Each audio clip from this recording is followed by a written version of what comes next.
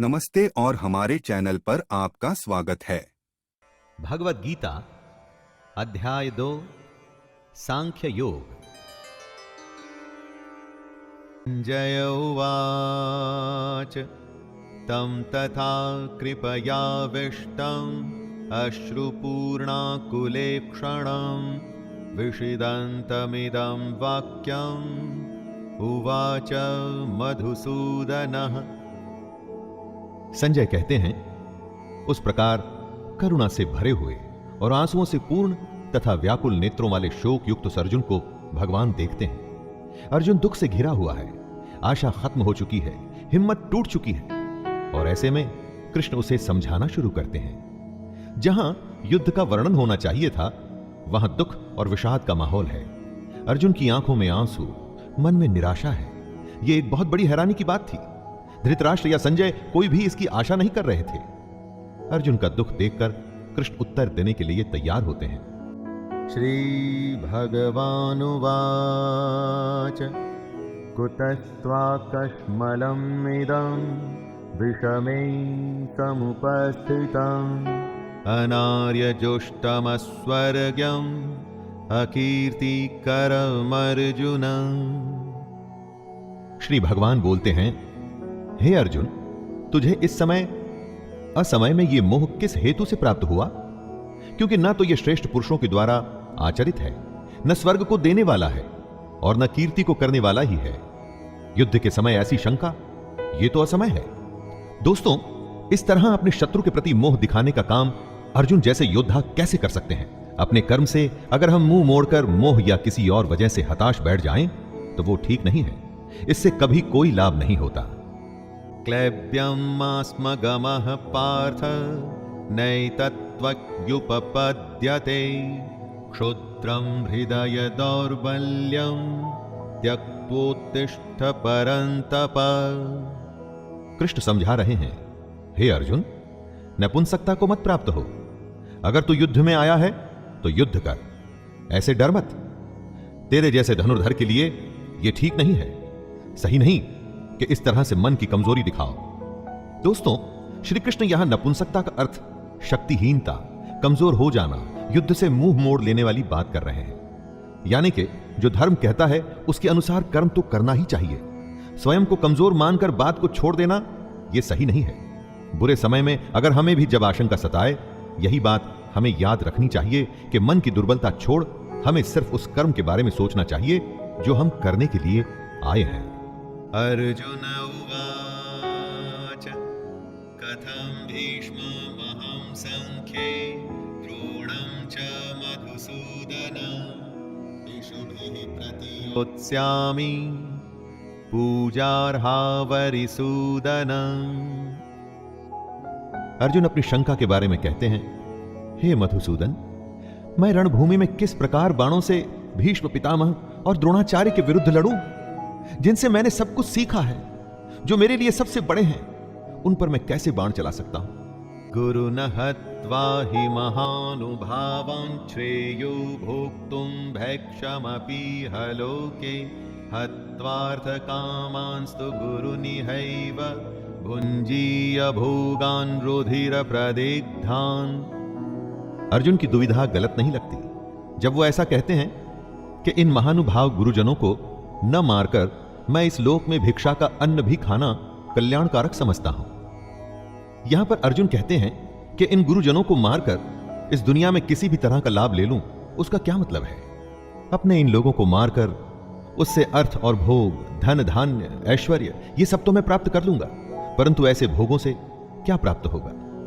दोस्तों, अर्जुन ही नहीं, दुनिया में न जाने कितने लोग ऐसे होते हैं जिन्हें लगता है कि परिवार भी न छूटे और मोक्ष भी प्राप्त हो जाए, परंतु यह तो संभव नहीं। न चैतद्विद्मस्तेवस्थिताः प्रमुखे धार्तराष्ट्राः।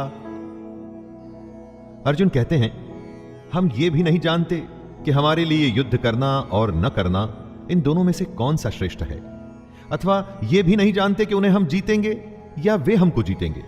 और जिनको मारकर हम जीना भी नहीं चाहते, वे ही हमारे आत्मीय धृतराष्ट्र के पुत्र हमारे मुकाबले में खड़े हैं। भविष्य में क्या होगा यह तो कोई भी नहीं जानता। विधि ने क्या विधान लिखा है उसके बारे में किसी को नहीं पता, लेकिन वर्तमान में हम जो करना चाहते हैं उसका निर्णय हमारे हाथ में होता है। हमारे कर्म सिर्फ और सिर्फ हमारे ही हाथ में है।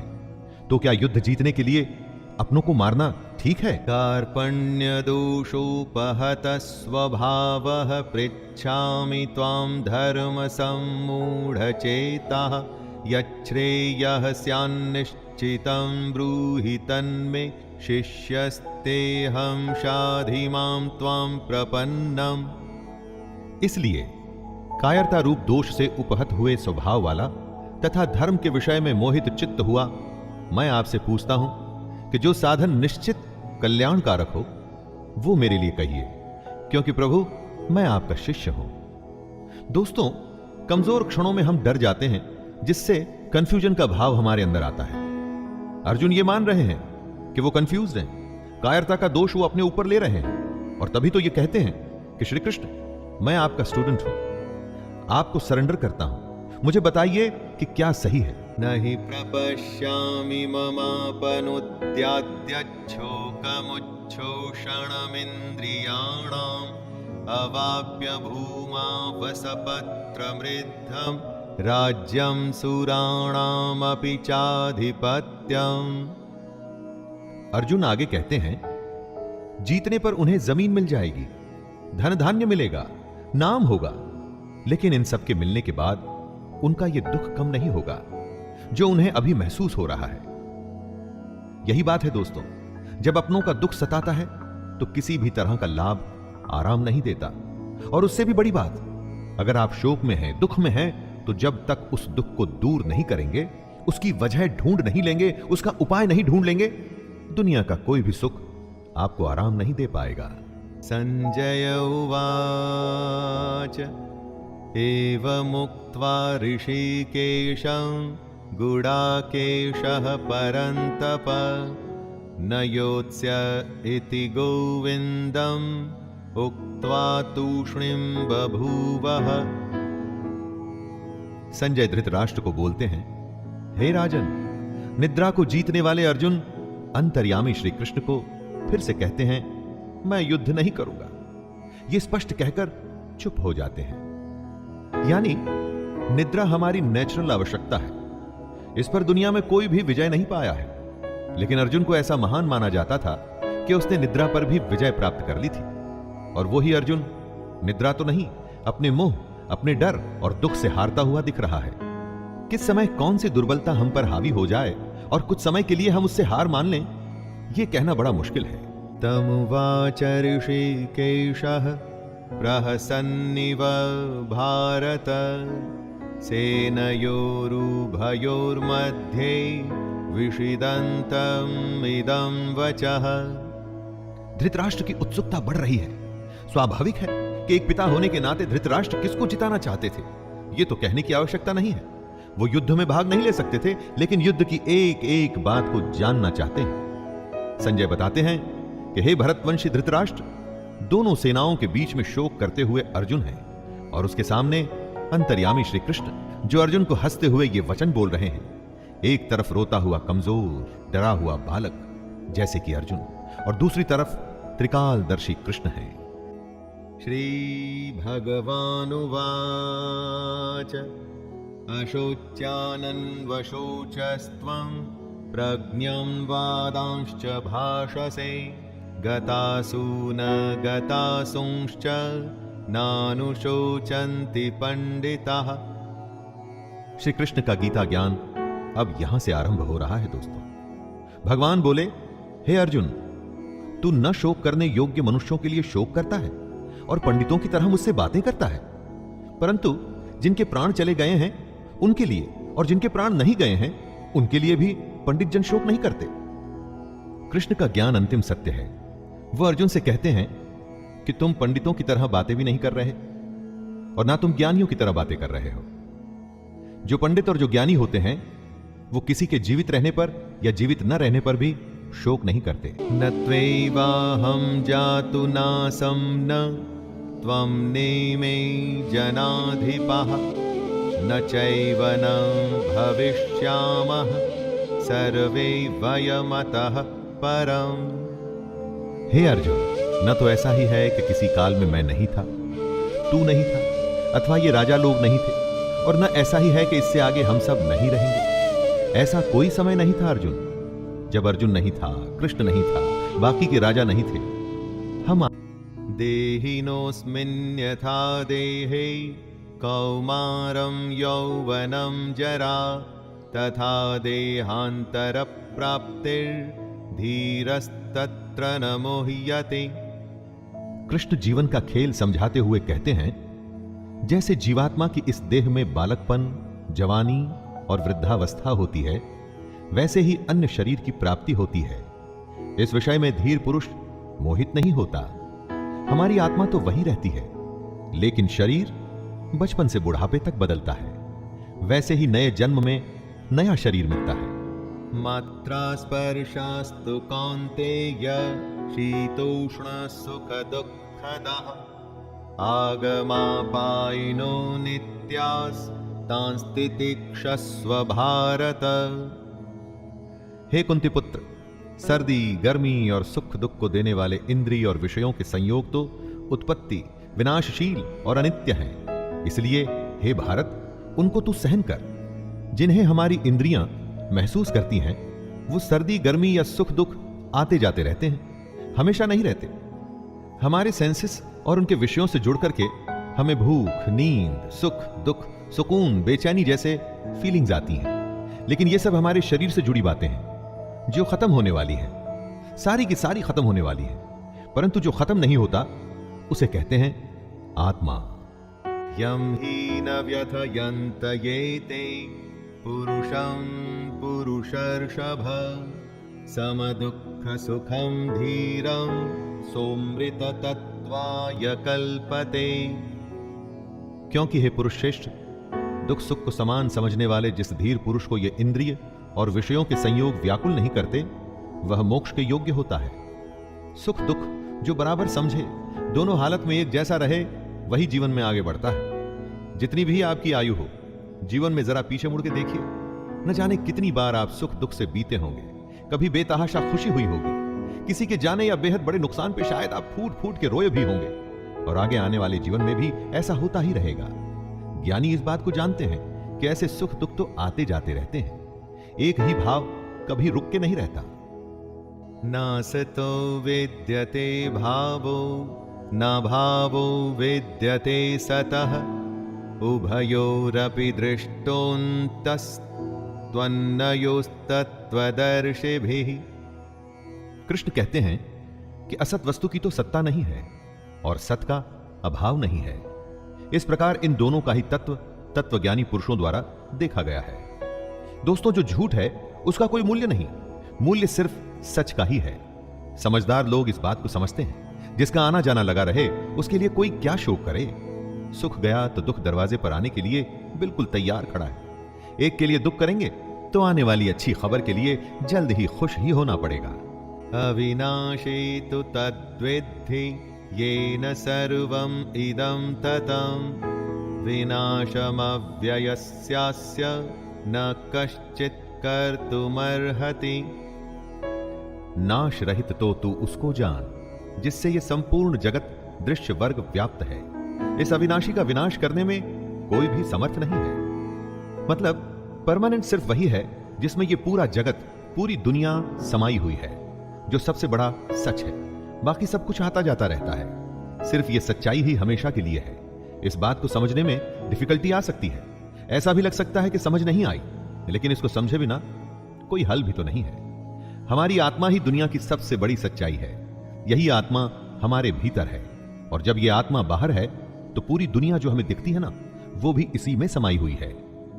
अंतवंत इमे देहा नित्यस्योक्ताः शरीरिणः अनाशिनो प्रमेयस्य तस्माद्युध्यस्व भारत। सबसे बड़ी सच्चाई है हमारी आत्मा, जो मरती नहीं। बाकी सब कुछ हमारा शरीर या हमारे भाव हैं जो मर जाते हैं। हे भरतवंशी अर्जुन, तो युद्ध कर, क्योंकि ये आत्मा अमर है, इसका मरना संभव नहीं। इसीलिए इसे सबसे बड़ी सच्चाई कहा गया है। महापुरुष इसी ज्ञान, इसी आत्मा को समझने में अपना पूरा जीवन संन्यास में, समाधि में, ध्यान में बिता देते हैं कि शरीर नाशवान है और आत्मा अमर है, और वही सच्चाई है, तो शोक किस बात का करना। य एनं वेत्ति हन्तारं यश्चैनं मन्यते हतम् उभौ तौ न विजानीतो नायं हन्ति न हन्यते। जो इस आत्मा को मारने वाला समझता है तथा जो इसको मरा हुआ मानता है, वे दोनों ही नहीं जानते सच्चाई को, क्योंकि ये आत्मा वास्तव में न तो किसी को मारती है और न किसी के द्वारा मारी जाती है। अर्थात आत्मा सिर्फ होती है, उसका होना ही सच है, बाकी कुछ नहीं। ये तो अज्ञान ही है जो हमें यह सोचने पे मजबूर करता है कि हमने किसी को मार दिया या हम मार देंगे। लोग अपने अहंकार में ऐसा समझते हैं कि वे बहुत कुछ कर सकते हैं या बहुत कुछ कर चुके हैं। यह सिर्फ उनकी नादानी है, अज्ञानता है। न जायते म्रियते वा कदाचिन्नायं भूत्वा भविता वा न भूयः अजो नित्यः शाश्वतोऽयं पुराणो न हन्यते हन्यमाने शरीरे। कृष्ण आगे समझाते हैं कि यह आत्मा किसी काल में भी न तो जन्मती है और ना ही मरती है, तथा न यह उत्पन्न होकर फिर होने वाली ही है, क्योंकि यह तो अजन्मा, नित्य, सनातन और पुरातन है। शरीर के मारे जाने पर भी यह मरती नहीं। आत्मा हमेशा रहती है, हर काल में। बाकी सब कुछ आता है और जाता है। आत्मा कल, आज और कल हमेशा रहेगी। गीता की सबसे गंभीर बात का यह मूल है दोस्तों, जब कुछ नहीं था तो आत्मा थी, जब कुछ नहीं होगा तो भी आत्मा होगी। आत्मा को छोड़ बाकी सब बदलेगा। वेदा विनाशिनं नित्यं य एनमजमव्ययम् कथं स पुरुषः पार्थकं घातयति हन्तिकम्। हे पृथापुत्र अर्जुन, जो पुरुष इस आत्मा को नाश रहित, नित्य, अजन्मा और अव्यय मानता है, वह पुरुष कैसे किसको मरवाता है और कैसे किसको मारता है? जो इस बात को समझता है कि आत्मा ही सबसे बड़ा सच है, वो किसी को कैसे मार सकता है या कैसे मरवा सकता है? इस बात को समझने का मतलब है कि ब्रह्म रूपी सच को समझना, ब्रह्म को समझना। सच से अधिक हम झूठ को महत्व देते हैं। आत्मा से अधिक हम पार्थिव शरीर को। पार्थिव शरीर जो मिट्टी से बना है और अग्नि में जल के उसी में मिल जाएगा और फिर से मिट्टी हो जाएगा। महत्व हमें देना है अपनी आत्मा को, जो हमेशा थी और हमेशा रहेगी। वासांसि जीर्णानि यथा विहाय नवानि गृह्णाति नरोपराणि तथा शरीराणि विहाय जीर्णान् यन्यानि संयाति नवानि देहि। जैसे मनुष्य पुराने वस्त्रों को त्याग कर दूसरे नए वस्त्रों को ग्रहण करता है, वैसे ही जीवात्मा पुराने शरीरों को त्याग कर दूसरे नए शरीरों को प्राप्त होता है। मतलब आत्मा को छोड़ बाकी सब कुछ बदलता है, एकदम वैसे ही जैसे हम कपड़े बदलते हैं। पुराने कपड़े के फट जाने पर, उसके धागे धागे अलग हो जाने पर उसे छोड़ दिया जाता है। वैसे ही अलग अलग कारण से जब मृत्यु होती है और शरीर रहने लायक नहीं रहता, तब आत्मा उसे छोड़कर दूसरे शरीर में चली जाती है। शरीर की आयु होती है, परंतु आत्मा की नहीं। नैनं छिन्दन्ति शस्त्राणि नैनं दहति पावकः न चैनं क्लेदयन्त्यापो न शोषयति मारुतः। इस आत्मा को शस्त्र नहीं काट सकते, इसको आग नहीं जला सकती, इसको जल नहीं गला सकता और वायु सुखा नहीं सकती। आत्मा कोई वस्तु नहीं कि कट जाए, जल जाए या सूख जाए। आत्मा के इसी स्वरूप को कृष्ण समझा रहे हैं। जैसे कपड़ा फटता है, गल जाता है, उसी तरह से आत्मा को कोई वस्तु समझना भूल होगी। उस आत्मा को अपनी इस दुनिया की किसी चीज से मत तोलिए।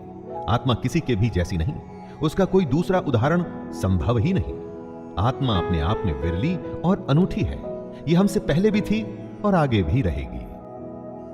अच्छेद्योऽयमदाह्योऽयम् अक्लेद्यो शोष्य एव च नित्यः नित्यः सर्वगतः स्थाणुरचलोऽयं सनातनः। ये आत्मा अच्छेद्य है, इसे छेदा नहीं जा सकता। ये आत्मा अदाह्य है, इसे जलाया नहीं जा सकता। अक्लेद्य है, मतलब गीला भी नहीं किया जा सकता।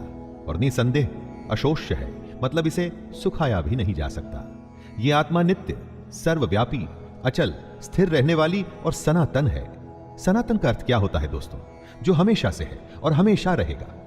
अव्यक्तोऽयमचिन्त्योऽयम् अविकार्योमुच्यते तस्मादेवं विदित्वैनं नानुशोचितुमर्हसि। आत्मा का स्वरूप अव्यक्त है, मतलब इसे व्यक्त नहीं कर सकते, समझा नहीं सकते। इसको अचिंत्य कहते हैं, इसको आप सोच भी नहीं सकते। यह आत्मा विकार रहित है, आत्मा में कोई कमी नहीं होती दोस्तों। कृष्ण आगे कहते हैं कि हे अर्जुन, इस आत्मा को उपर्युक्त प्रकार से जानकर तू शोक करने के योग्य नहीं है, अर्थात तुझे शोक करना उचित नहीं है। आत्मा अव्यक्त इसलिए है क्योंकि इस आत्मा को हम अपनी इंद्रियों से नहीं समझ सकते।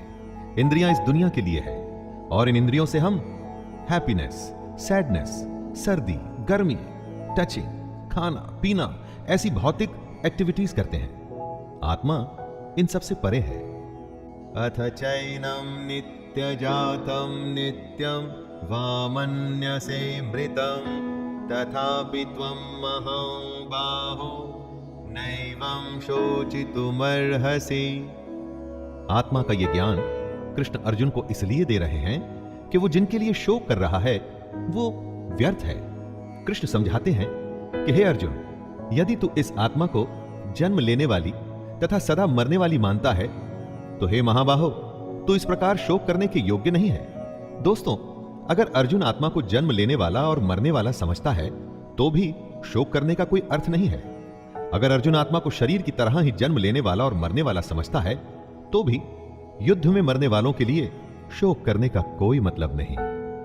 जातस्त हि ध्रुवो मृत्युर्ध्रुवं जन्म मृतस्य च तस्मादपरिहार्येऽर्थे न त्वं शोचितुमर्हसि। कि हे अर्जुन, अगर तुम ये मानते हो कि जन्मे हुए की मृत्यु निश्चित है और मरे हुए का जन्म निश्चित है, तो इससे भी इस बिना उपाय वाले विषय में तुम्हें शोक करने का कोई हक नहीं है। जन्म और मृत्यु तो जुड़े हैं एक के बाद दूसरे का होना, तो फिर शोक क्यों करना? जिसका जन्म हुआ उसका अंत तो निश्चित है, और अगर आत्मा ने जन्म लिया है तो उसका मरना भी निश्चित है। जो तय है वो होगा ही, और जो होगा ही, तो उसके लिए शोक करके अपने आप को कमजोर या दुर्बल बनाने की क्या आवश्यकता है? अव्यक्तादीनि भूतानि व्यक्तमध्यानि भारत अव्यक्तनिधनान्येव तत्र का परिदेवना। हे अर्जुन, संपूर्ण प्राणी जन्म से पहले अप्रकट थे और मरने के बाद भी अप्रकट हो जाने वाले हैं। केवल बीच में ही प्रकट है। फिर ऐसी स्थिति में शोक क्या करना? हमारा होना, किसी का भी होना उनके जन्म और मृत्यु के बीच में होता है, तो फिर शोक किसके लिए करना? अचानक से एक जन्म होता है, जब कोई नहीं था तो वो एक नया खिलखिलाता हुआ नया जीवन आता है, खुशियां लिए हुए, लेकिन उसके साथ ही किसी के जाने की भी तैयारी शुरू हो गई है। ऐसा तो हो नहीं सकता कि हम अच्छे को स्वीकार करें और बुरे के लिए शोक मनाते रहें। जीवन के सच को हमें मानना पड़ेगा। आश्चर्यवत् पश्यति कश्चिदेनमाश्चर्यवद् वदति तथैव चान्यः आश्चर्यवच्चैनमन्यः शृणोति श्रुत्वाप्येनं वेद न चैव कश्चित्। कोई एक महापुरुष ही इस आत्मा को आश्चर्य की भांति देखता है, और वैसे ही दूसरा कोई महापुरुष भी इसके तत्व को आश्चर्य की भांति वर्णित करता है, तथा दूसरा कोई अधिकारी पुरुष इसे आश्चर्य की भांति सुनता है, और कोई कोई तो सुनकर भी इसको नहीं जानता। यानी कि आत्मा को समझना बेहद बेहद और बेहद मुश्किल है। कुछ आत्मा के बारे में सुन के हैरान होंगे कि ऐसा कैसे हो सकता है। कोई हैरान होकर आत्मा का वर्णन करेगा, और हम में से कोई ऐसे होंगे जो सुन के इस बात को समझ नहीं पाएंगे। बात को समझिए, कितनी ही बार लोग ज्ञान की बातें सुनते हैं और थोड़ी ही देर में वापस अपनी मोह माया की दुनिया में लग जाते हैं। दोस्तों, उसी मोह माया से तो निकलना है। देहि नित्यमवध्योऽयं देहे सर्वस्य भारत तस्मात् सर्वाणि भूतानि न त्वं शोचितुमर्हसि। हे अर्जुन, यह आत्मा सबके शरीर में सदा ही अवध्य है। इस कारण संपूर्ण प्राणियों के लिए तू शोक करने के योग्य नहीं है। अवध्य यानी आत्मा का वध करना संभव नहीं है। जब आत्मा को कोई मार ही नहीं सकता और आत्मा ही एक सच है, तो तू शोक किसके लिए कर रहा है? दोस्तों, सबसे बड़ी बात जो सामने आती है वो ये कि इस आत्मा को समझें कैसे। इसको समझना ही मोक्ष की प्राप्ति है। स्वधर्ममपि चावेक्ष न विकम्पितुमर्हसि धर्म्याद्धियुद्धाश्रेयोऽन्यत् क्षत्रियस्य न विद्यते। कृष्ण अर्जुन को याद दिलाते हैं कि अपने धर्म को देखकर भी तू भय करने योग्य नहीं है, अर्थात तुझे भय नहीं करना चाहिए, क्योंकि क्षत्रिय के लिए धर्म युक्त युद्ध से बढ़कर दूसरा कोई कल्याणकारी कर्तव्य नहीं है। दोस्तों, कृष्ण कहते हैं कि अगर हमने किसी काम को करने का निर्णय ले लिया है तो फिर उससे डरना नहीं चाहिए। पूरे तन मन से बस उस काम को, उस युद्ध को करने में लग जाना चाहिए। ज्ञान यह है कि निर्णय के बाद डरने का कोई मतलब नहीं, सिर्फ करने का मतलब है, कर्म करने का। यदृच्छया चोपपन्नं स्वर्गद्वारमपावृतं सुखिनः क्षत्रियाः पार्थ लभन्ते युद्धमीदृशम्। हे पार्थ, अपने आप प्राप्त हुए और खुले हुए स्वर्ग के द्वार रूप इस प्रकार के युद्ध को भाग्यवान क्षत्रिय लोग ही पाते हैं। युद्ध को, चैलेंज को खुले मन से स्वीकार करने में ही सबसे बड़ी खुशी है। दोस्तों, कृष्ण युद्ध को स्वर्ग का खुला हुआ द्वार बता रहे हैं। हमारे लिए भी यह बात इस तरह से सही है कि हमको भी अपने जीवन में अगर कोई चुनौती मिलती है तो उसे मोक्ष मानकर उस चैलेंज को पूरा कर जाने में लग जाना चाहिए। क्षत्रिय वो है जो युद्ध में अपना धर्म निभाए। अगर आपकी कामना, आपका प्रयास आपके लिए युद्ध है तो एक क्षत्रिय की तरह आपको भी अपने धर्म को पूरा करना चाहिए। अथ चेत्त्वमिमं धर्म्यं संग्रामं न करिष्यसि ततः स्वधर्मं कीर्तिं च हित्वा पापमवाप्स्यसि। किंतु यदि तू इस धर्म युक्त युद्ध को नहीं करेगा तो स्वधर्म और कीर्ति को खोकर पाप को प्राप्त होगा। कृष्ण चेतावनी देते हैं कि अगर हमने चैलेंज को, युद्ध को स्वीकार नहीं किया तो फिर उसके बदले में सिर्फ पाप मिलेगा। हमारा स्वभाव हम में युद्ध करने की क्षमता, शक्ति को पैदा करता है, और अगर हमारा स्वभाव हमें युद्ध से दूर लेके जा रहा है तो मतलब हम अपने धर्म से दूर हो रहे हैं और पाप के भागी हो रहे हैं। अकीर्तिं चापि भूतानि कथयिष्यन्ति ते व्ययां संभावितस्य चाकीर्तिर्मरणादतिरिच्यते। कृष्ण कहते हैं, हे अर्जुन, सब लोग तेरी बहुत काल तक रहने वाली अपकीर्ति का भी कथन करेंगे, और माननीय पुरुष के लिए अपकीर्ति मरण से भी बढ़कर है। मतलब युद्ध करने से अगर मना कर दिया तो उससे बड़ा अपमान, उससे बड़ी बेइज्जती कुछ नहीं हो सकती। कुछ लोगों की भीड़ में अगर आप जाते हैं तो सब आपको सम्मान से देख आपकी प्रशंसा करते हैं, और दूसरी स्थिति में आप कहीं जाते हैं तो लोग अपमान से देखते हैं, अपनी नजरें फेर लेते हैं। आपको क्या स्वीकार है, यश या अपकीर्ति, अपमान या सम्मान? युद्ध को छोड़ देने का मतलब ही अपमान है। भयाद्रणादुपरतं मंस यन्ते त्वां महारथाः येषां च त्वं बहुमतो भूत्वा यास्यसि लाघवम्। अर्जुन, जिनकी दृष्टि में तू पहले बहुत सम्मानित होकर अब लघुता को प्राप्त होगा, वे महारथी तुझे भय के कारण युद्ध से हटा हुआ मानेंगे। दोस्तों, अर्जुन को सब महान योद्धा समझते थे। अगर अर्जुन युद्ध से हट जाता तो वो उसे कायर मानते। चाहे अर्जुन हो या हम, युद्ध न करने में बहुत अपमान होता है। अच्छा या बुरा, छोटा या महान, सब तुलना का खेल है। दोस्तों, इस खेल में हार जीत तो होती ही है, इसके अलावा युद्ध में कौशल दिखाना भी एक बहुत बड़ी बात होती है, और अगर कोई युद्ध से ही मुंह फेर ले तो समाज में उसे कहीं जगह नहीं मिलती। अवाच्यवादांश्च बहून् वदिष्यन्ते तवाहिताः निन्दन्तस्त्वसामर्थ्यं ततो दुःखतरं नु किम्। आपके बैरी, आपके शत्रु तो इसी ताक में रहते हैं कि कब आपकी निंदा कर सकें। युद्ध से भाग के उन्हें ऐसा मौका क्यों देना? हे अर्जुन, तेरे बैरी लोग तेरे सामर्थ्य की निंदा करते हुए तुझे बहुत से न कहने जैसे वचन भी कहेंगे। उससे अधिक दुख और क्या होगा? अपने चारों तरफ देखिए दोस्तों, ऐसे लोगों की कमी नहीं होगी जो इस मौके की तलाश में हैं कि कैसे आपको नीचा दिखाया जाए। अगर ये मौका आप खुद ही उन्हें परोस कर दे देंगे तो सोचिए उन्हें कितनी खुशी होगी। फिर हमें उन्हें ये मौका देने की क्या आवश्यकता है? हतो वा प्राप्स्यसे स्वर्गं जित्वा वा भोक्ष्यसे महीम् तस्मादुत्तिष्ठ कौन्तेय युद्धाय कृतनिश्चयः।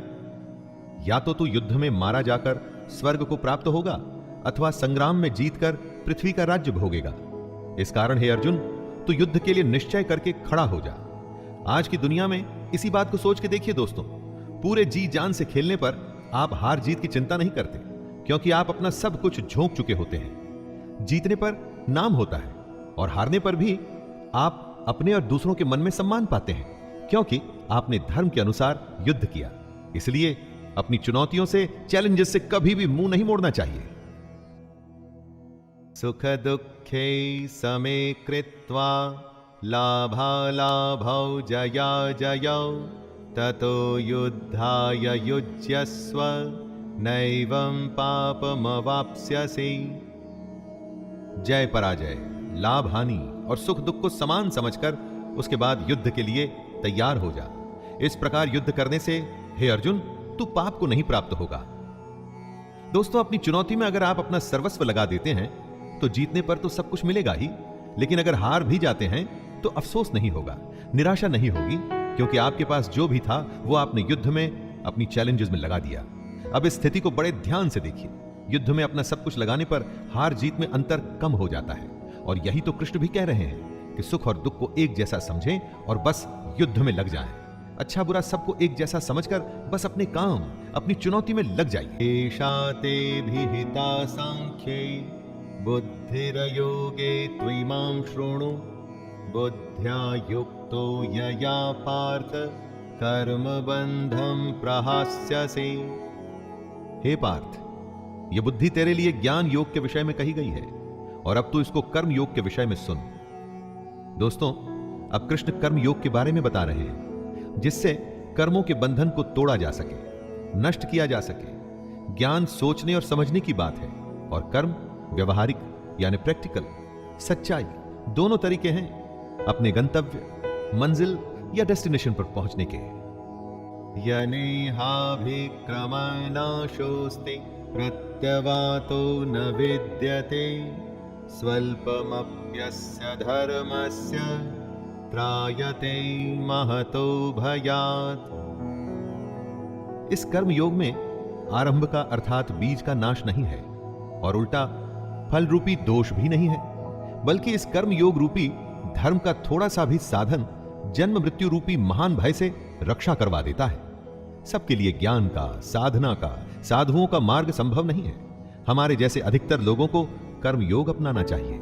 अगर कर्म योग को समझ के उस पर हम सब चल सकें तो कभी निराशा नहीं होगी। अगर इस कर्म योग को हम थोड़ा सा भी समझ लें तो जन्म और मृत्यु के डर से हमेशा के लिए बच सकते हैं। व्यवसायात्मिका बुद्धिर एकेह कुरु नंदन बहुशाकाह्यनन्ताश्च बुद्ध्यो व्यवसायिनां। हे अर्जुन, इस कर्म योग में निश्चयात्मिका बुद्धि एक ही होती है, किंतु अस्थिर विचार वाले विवेकहीन सकाम मनुष्यों की बुद्धियां निश्चय ही बहुत भेदों वाली और अनंत होती है। जब फैसला लेना हो तो बुद्धि एक ही होती है, लेकिन जहां सोच की, फैसले की, निर्णय की कमी हो वहां कई बुद्धियां काम करती हैं। यहां अनिर्णय की स्थिति के बारे में कहा गया है। दोस्तों, जब आप फैसला नहीं ले पाते हैं, कोई डिसीजन नहीं ले पाते हैं, तो न जाने कितनी ही दिशाओं में आपका ध्यान, आपकी बुद्धि जाती है। लेकिन अगर आप निर्णय करने की सोच लें तो उसके बाद सिर्फ उस काम को करने का ही प्रण होता है। और अगर ऐसा नहीं है तो ऐसा होना चाहिए। यामिमां पुष्पितां वाचं प्रवदन्त्य विपश्चितः वेदवादरतः पार्थ नान्यदस्तीति वादिनः। हे अर्जुन, जो भोगों में तन्मय हो रहे हैं, जो कर्म फल के प्रशंसक वेद वाक्यों में ही प्रीति रखते हैं, जिनकी बुद्धि में स्वर्ग ही परम प्राप्य वस्तु है और जो स्वर्ग से बढ़कर दूसरी कोई वस्तु ही नहीं देखते, यानी ऐसे लोग जो कर्म के बदले में होने वाले सिर्फ फल लाभ की ही बात करते हैं। जब भी कोई काम उससे होने वाले फायदे से शुरू होता है तो वो काम नहीं, स्वार्थ हो जाता है। उसे कर्म नहीं कह सकते। जो लोग ऐसा करते हैं उन्हें कृष्ण कर्म फल का प्रशंसक बता रहे हैं। आप अकर्मी होने से बचिए। कामात्मानः स्वर्गपरा जन्म कर्म फलप्रदां क्रिया विश्लेष बहुलां भोगैश्वर्य गतिं प्रति। ऐसे लोगों को कृष्ण ढोंगी बताते हैं। वो कहते हैं, हे अर्जुन, ऐसा कहने वाले हैं वे अविवेकी जन इस प्रकार की जिस पुष्पित अर्थात दिखाऊ शोभायुक्त वाणी को कहा करते हैं, ऐसे लोग ढोंगी होते हैं। यानी वो लोग जो कर्म की बात सिर्फ इसलिए करते हैं ताकि उन्हें बदले में भोग और ऐश्वर्य जैसे फल या लाभ मिल सकें, काम से ज्यादा उसके होने वाले फायदे की बात करना ढोंग है। कई लोग आपको मिलेंगे जो जमीन पर इतना काम नहीं करेंगे जितना वो हवाई किले बनाएंगे। दोस्तों, ऐसे ढोंगी लोगों से बचना चाहिए। भोगैश्वर्य प्रसक्तानां तया परित चेतसां व्यवसायात्मिका बुद्धिः समाधान विधीयते।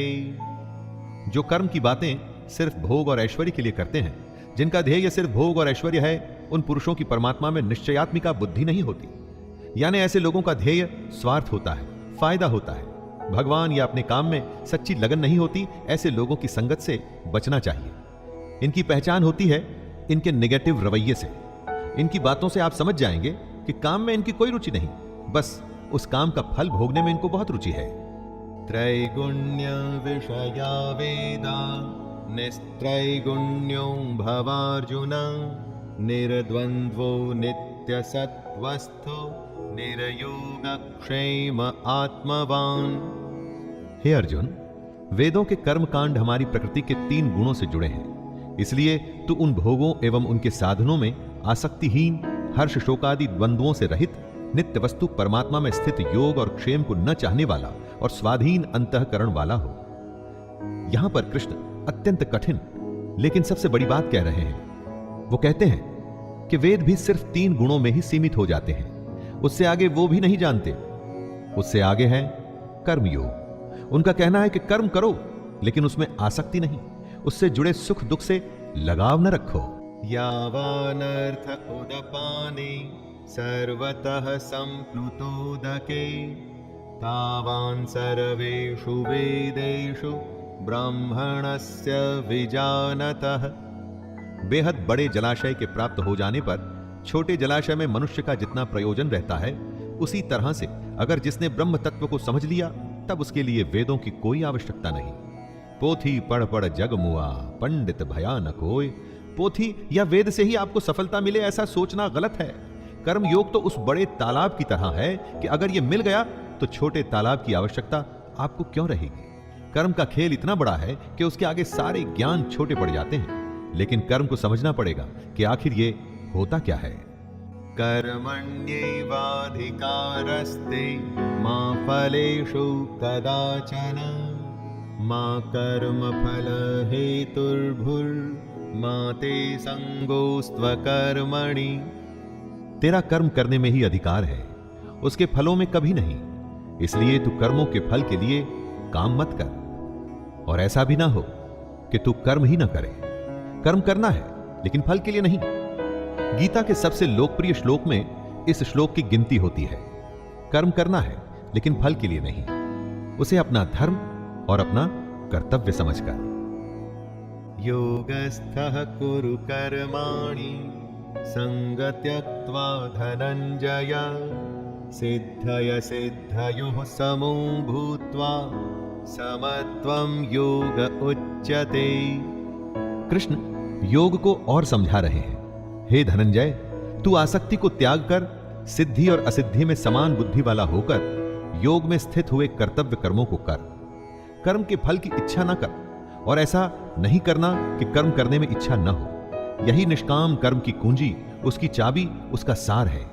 कर्म के बाद क्या फल मिलेगा उसकी परवाह किए बिना बस पूरी लगन से अपने धर्म और कर्तव्य को पूरा कर। दूरेण ह्यवरं कर्म बुद्धियोगा धनंजय बुद्धौ शरणमन्विच्छ कृपणः फलहेतवः। कर्म के फल की इच्छा को छोड़ के जो निष्काम कर्म योगी होता है वो पाप पुण्य से दूर हो जाता है। जो फल के लिए काम करते हैं उन्हें हमेशा असफल होने का डर रहता है और इसीलिए कभी भी वो कर्म को अच्छे से नहीं कर पाते, और फिर अगर उनको फल मिल भी जाता है तो इसी फल में उलझ जाते हैं। इसलिए हमें बुद्धि योग की शरण में आना चाहिए, लगन सिर्फ काम में और भगवान में, तब बुद्धि निश्चय से काम कर पाती है। बुद्धि युक्तो जहाति उभे सुकृत दुष्कृते तस्माद् योगाय युज्यस्व योगः कर्मसु कौशलम्। बुद्धि योग की शरण में आने से बिना फल के काम करने वाला इसी दुनिया में पाप पुण्य से मुक्त हो जाता है। हे अर्जुन, तू समत्व रूप योग में लग जा। मतलब अच्छा हो बुरा हो, सुख हो या दुख हो, सभी में एक ही तरीके से समभाव से तू बस अपना कर्म, अपना कर्तव्य करता रहे। कर्मजं बुद्धियुक्ता हि फलं त्यक्त्वा मनीषिणा जन्मबन्ध विनिर्मुक्तः पदं गच्छन्त्यनामयम्।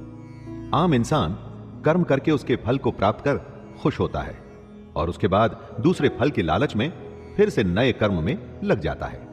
इसमें फल के बारे में सोचना ही प्रधान है और यही गलत बात है। अगर आप अपनी सारी शक्ति, क्षमता और इच्छा सिर्फ कर्म में लगाएं और फल को भूल जाएं तो क्या होगा? आपका ध्यान कर्म में रहेगा, आप उस कर्म में बेहतर होंगे, आपकी तरक्की होगी। और रही बात फल की, तो सोच के देखिए, अगर आपने कर्म किया है तो आखिर फल जाएगा कहां? यदा ते मोहकलिलं बुद्धिर्व्यतितरिष्यति तदा गन्तासि निर्वेदं श्रोतव्यस्य श्रुतस्य च। कर्म के फल का मोह हो या रिश्तों का मोह, धन या ऐश्वर्य का मोह, यही मोह हमें फंसाता है। जब बुद्धि मोह के दलदल से निकल जाती है तब परमात्मा के पास आने की राह निकल आती है। रिश्ते, धन, ऐश्वर्य बुरे नहीं, उनसे मोह बुरा है, क्योंकि जब आपका लगाव इन वस्तुओं से हो जाता है तो सोचने की शक्ति कम हो जाती है, बुद्धि ठीक से काम नहीं करती, फैसले गलत हो जाते हैं। इसलिए इस मोह को बुरा बताया गया है। धृतराष्ट्र के पुत्र मोह से ही पूरा महाभारत हुआ। श्रुति विप्रतिपन्ना ते यदा स्थास्यति निश्चला समाधावचला बुद्धिस्तदा योगमवाप्स्यसि। जितने लोग होते हैं उतने किस्म की बातें होती हैं, और जितनी बातें होती हैं उतने तरीके से बुद्धि सोचती है। जब दिमाग, बुद्धि स्थिर होकर एक जगह या परमात्मा में लग जाती है तो उसे ही योग कहते हैं। बुद्धि का स्थिर हो जाना ही एकाग्रता यानी कंसंट्रेशन कहलाता है दोस्तों। स्थिर होकर एकाग्रता से कुछ करने को समाधि की स्थिति भी कहते हैं। और अगर आपने कंसंट्रेशन से काम किया हुआ हो तो मैं दावे के साथ कहता हूं कि वो काम कभी भी व्यर्थ नहीं होगा। अर्जुन उवाच स्थितप्रज्ञस्य का भाषा समाधिस्थस्य केशव स्थितधिः किं प्रभाषेत किमासीत व्रजेत किम्। अर्जुन पूछते हैं, हे केशव, समाधि में स्थित परमात्मा को प्राप्त हुए स्थिर बुद्धि पुरुष का क्या लक्षण है? वह स्थिर बुद्धि पुरुष कैसे बोलता है, कैसे बैठता है और कैसे चलता है? दोस्तों, आप जरूर जानना चाहेंगे कि जो लोग अपनी अपनी फील्ड में सबसे ऊपर पहुंचते हैं उनकी सफलता का रहस्य क्या है। अर्जुन भी जानना चाहता है कि जो स्थिर होकर अपनी बुद्धि को एक जगह लगा देते हैं उनकी पहचान क्या है। श्री भगवानुवाच प्रजहाति यदा कामान् सर्वान् पार्थ मनोगतान् आत्मयैवात्मना तुष्टः स्थितप्रज्ञस्तदोच्यते। श्री भगवान उत्तर देते हैं, हे अर्जुन, जिस काल में ये पुरुष मन में स्थित संपूर्ण कामनाओं को भली भांति त्याग देता है और आत्मा से आत्मा में ही संतुष्ट रहता है, उस काल में वह स्थित प्रज्ञ कहा जाता है। भगवान कृष्ण ने बताया था कि आत्मा ही सबसे बड़ी सच्चाई है। मोह इच्छा या कामना छोड़ना ही आत्मा के पास आना है। जिसको संतुष्टि, शांति के लिए किसी दूसरे पर निर्भर नहीं रहना पड़ता, वो ही अपनी कामना को त्याग सकता है। दुःखेष्वनुद्विग्न मनः सुखेषु विगतस्पृहः वीतराग भयक्रोधः स्थितधीर्मुनिरुच्यते। बुरा होने पर जिसके मन में दुख पैदा न हो, अच्छा होने पर जो मन भी शांत रहे, खुशी से पागल न हो, गुस्सा, डर या प्रेम, जो सब कुछ एक ही भाव से एक ही जैसे देखता हो, उसकी बुद्धि स्थिर रहती है और वही मुनि या योगी कहलाता है। अच्छी खबर पे खुश हो जाना, बुरे पे उदास, ये तो स्वाभाविक ही है। अगर किसी जानवर को भी आप कुछ खाने को देंगे तो वो खुश होगा, छीन लेंगे तो उसे बुरा लगेगा। लेकिन इस सबसे जो ऊपर उठ जाता है, अलग अलग अवस्थाओं में भी वो अपनी स्वयं की हालत नहीं बदलता, मतलब उसकी बुद्धि स्थिर है, यानी वो मुनि है, वो योगी कहलाने के लायक है। यह सर्वत्रानभिस्नेहस्तत् तत्प्राप्य शुभाशुभं नाभिनन्दति न द्वेष्टि तस्य प्रज्ञा प्रतिष्ठिता। जिसमें लगाव नहीं है, शुभ हो या अशुभ, अच्छा या बुरा, जो दोनों को एक जैसे देखता है, वही अपनी बुद्धि को स्थिर रखता है। इस श्लोक में कृष्ण समझा रहे हैं कि किस तरह से अलग अलग हालत में खुद को, अपनी बुद्धि को स्थिर रखा जाए, कैसे संयम और धैर्य से हम अपने जीवन में अनुशासन ला सकते हैं। यदा संहरते चायं कूर्मोऽङ्गनीव सर्वशः इन्द्रियाणीन्द्रियार्थेभ्यस्तस्य प्रज्ञा प्रतिष्ठिता। कछुआ जिस तरह से सब ओर से अपने अंगों को समेट लेता है, वैसे ही जब पुरुष इंद्रियों के विषयों से इंद्रियों को सब प्रकार से हटा लेता है, तब उसकी बुद्धि स्थिर होती है। यानी दुनिया में रहकर भी दुनियादारी से बचना ही बुद्धि को स्थिर करना है। अगर किसी के सामने आप बहुत ही स्वादिष्ट खाना रखें तो क्या वो खुद को रोक पाएगा?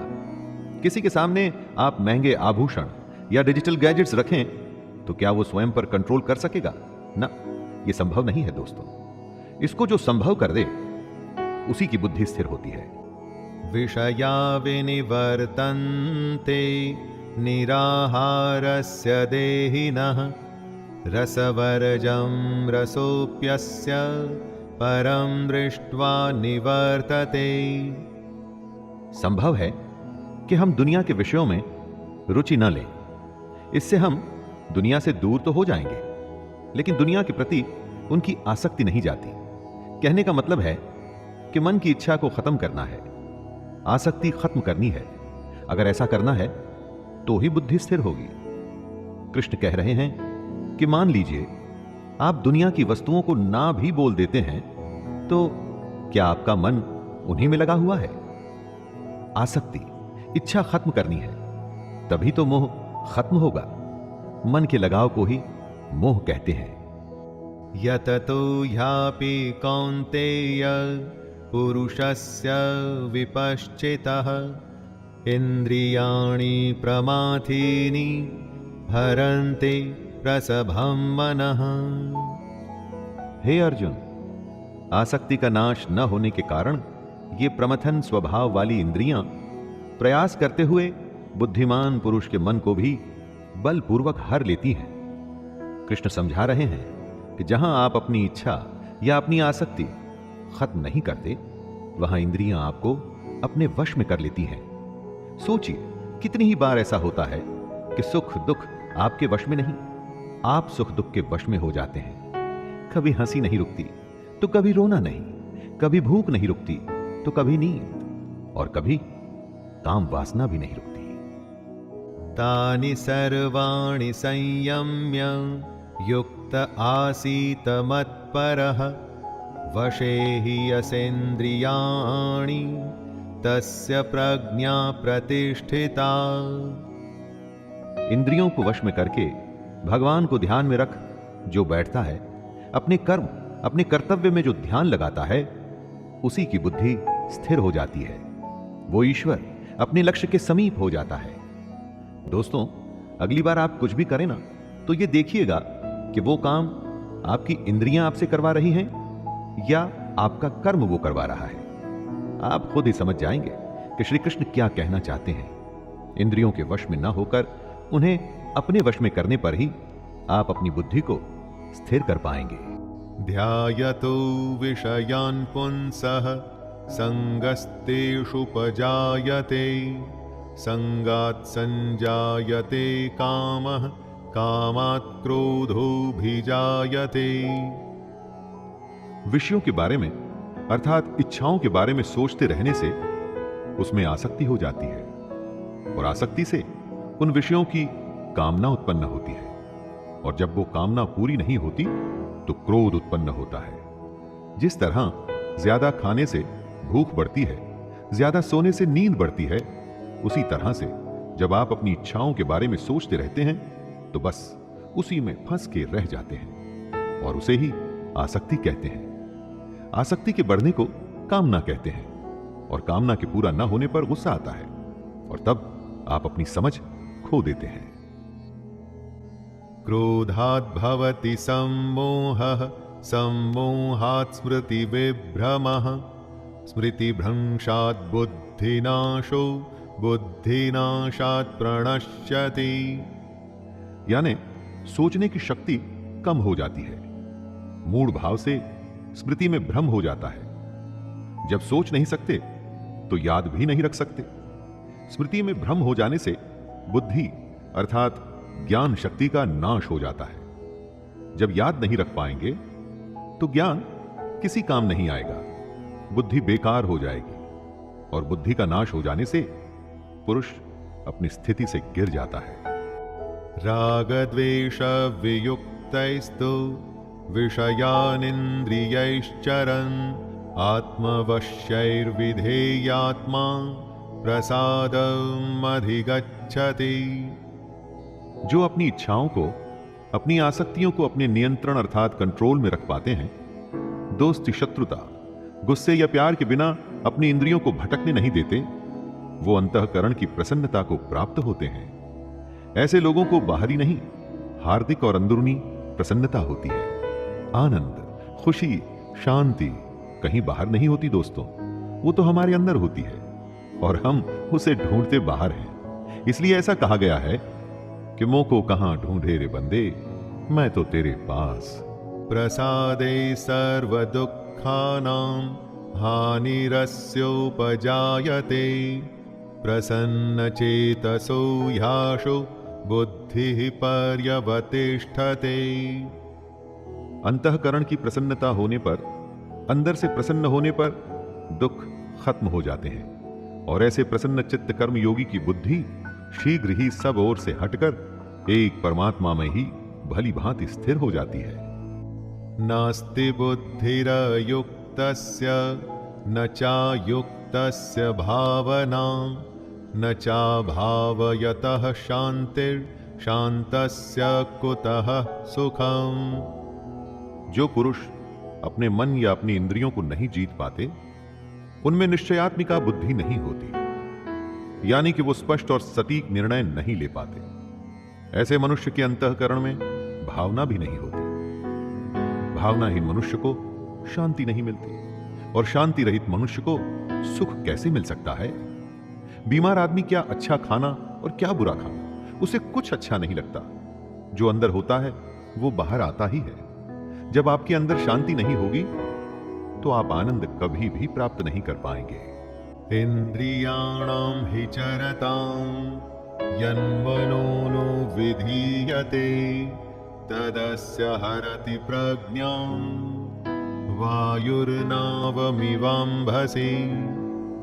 जैसे जल में चलने वाली नाव को वायु हर लेती है, जैसे हवा पानी में चलती हुई नाव की दिशा बदल देती है, वैसे ही विषयों में विचरती हुई इंद्रियों में से मन जिस इंद्रिय के साथ रहता है वह एक ही इंद्रिय इस अयुक्त पुरुष की बुद्धि को हर लेती है। अगर वो क्रोध में है तो और कुछ भी नहीं सोच पाएगा, और अगर प्रेम में है तो उसे किसी बात की सुध भी नहीं रहेगी। जिस भी इंद्रिय के वश में होगा उसे उसके अलावा कुछ भी समझ नहीं आएगा। इन इंद्रियों के नियंत्रण से निकल के इनको आपके नियंत्रण में रखिए दोस्तों। तस्माद्यस्य महाबाहो निगृहीतानि सर्वशः इंद्रियाणीन्द्रियार्थेभ्यस्तस्य प्रज्ञा प्रतिष्ठिता। हे महाबाहो, जिस पुरुष की इंद्रियों के विषयों में सब प्रकार निग्रह की हुई हैं, उसी की बुद्धि स्थिर है। यानी जिस पुरुष ने अपनी इंद्रियों और उनसे होने वाली इच्छाओं पर पूरी तरह से रोक लगा रखी है, उसी की बुद्धि स्थिर है। और बुद्धि हमारा ध्यान ऐसी ऐसी जगह पर ले जाती है जहां पर हम उलझ के अपना असली मकसद भूल जाते हैं। बुद्धि सहारा लेती है हमारी इंद्रियों का। इसलिए अगर बुद्धि पर विजय प्राप्त करनी है दोस्तों, तो इंद्रियों को वश में करना ही होगा। या निशा सर्वभूतानां तस्यां जागर्ति संयमी यस्यां जाग्रति भूतानि सा निशा पश्यतो मुनेः। संपूर्ण प्राणियों के लिए जो रात्रि के समान है, उस नित्य ज्ञान स्वरूप परमानंद की प्राप्ति में स्थित प्रज्ञ योगी जागता है। और जिस नाशवान सांसारिक सुख की प्राप्ति में सब प्राणी जागते हैं, परमात्मा के तत्व को जानने वाले मुनि के लिए वह रात्रि के समान है। दोस्तों, कृष्ण की यह बात गहरी है और समझनी पड़ेगी। जो सबके लिए रात है, उस रात में योगी परमात्मा के लिए, ज्ञान के लिए जागता है और साधना करता है। और जो सबके लिए सांसारिक सुख है, जिसके लिए संसार में हर कोई जागता है, वो सुख योगी के लिए रात के समान है। आपूर्यमाणमचल प्रतिष्ठं समुद्रमापः प्रविशन्ति यद्वत् तद्वत् कामायं प्रविशन्ति सर्वे स शान्तिमाप्नोति न कामकामी। जैसे नाना प्रकार की नदियों के जल सब ओर से परिपूर्ण अचल प्रतिष्ठा वाले समुद्र में उसको विचलित न करते हुए ही समा जाते हैं, वैसे ही सब भोग जिस स्थित प्रज्ञ पुरुष में किसी प्रकार का विकार उत्पन्न किए बिना समा जाते हैं, वही पुरुष परम शांति को प्राप्त होता है, भोगों को चाहने वाला नहीं। नदियां समुद्र को विचलित अर्थात उसे डिस्टर्ब नहीं करती, उसी तरह से स्थिर बुद्धि वाले पुरुष में सारी इच्छाएं, सारे भोग समा जाते हैं और उसे विचलित नहीं करते। विहाय कामान्यः सर्वान् पुमांश्चरति निःस्पृहः निर्ममो निरहंकारः स शान्तिमधिगच्छति। जो पुरुष संपूर्ण कामनाओं को त्याग कर ममता रहित, अहंकार रहित और स्पृहा रहित हुआ विचरता है, वही शांति को प्राप्त होता है। अर्थात वो शांति को प्राप्त है। कामना का, इच्छा का त्याग करना है, उससे मोह नहीं रखना है, घमंड नहीं करना है, दुनिया में रहकर भी दुनिया से अलग रहना है। ऐसे ही इंसान को शांति प्राप्त होती है। कामयाब वही होता है जो परेशान हुए बिना अपनी धुन में, अपने काम में लगा रहता है। सफलता उसी के ही पांव चूमती है। एषा ब्राह्मी स्थितिः पार्थ नैनां प्राप्य विमुह्यते स्थित्वा स्यामन्तकालेऽपि ब्रह्मनिर्वाणमृच्छते। हे अर्जुन, ये ब्रह्म को प्राप्त हुए पुरुष की स्थिति है। इसको प्राप्त होकर योगी कभी मोहित नहीं होता और अंतकाल में भी इस ब्रह्म स्थिति में स्थित होकर ब्रह्मानंद को प्राप्त हो जाता है। दोस्तों, कृष्ण अर्जुन को बता रहे हैं कि जो पुरुष ऐसा करने में सफल होता है, उसे ब्रह्म की प्राप्ति होती है। ब्रह्म का अर्थ है सबसे बड़ा सत्य, इससे आगे कुछ भी नहीं होता। कृष्ण कहते हैं कि ये जो सारे लक्षण हैं, उन लोगों के हैं जो अपनी बुद्धि को स्थिर रखकर अपने लक्ष्य को प्राप्त करते हैं। दोस्तों, ये था गीता का दूसरा अध्याय, सांख्य योग।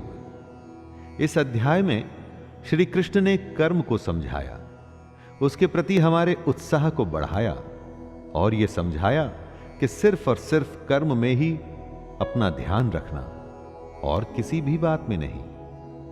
हमारे चैनल को सब्सक्राइब करें, वीडियो को लाइक करें और इसे अपने साथी दोस्तों के साथ साझा करें। धन्यवाद और शुभम।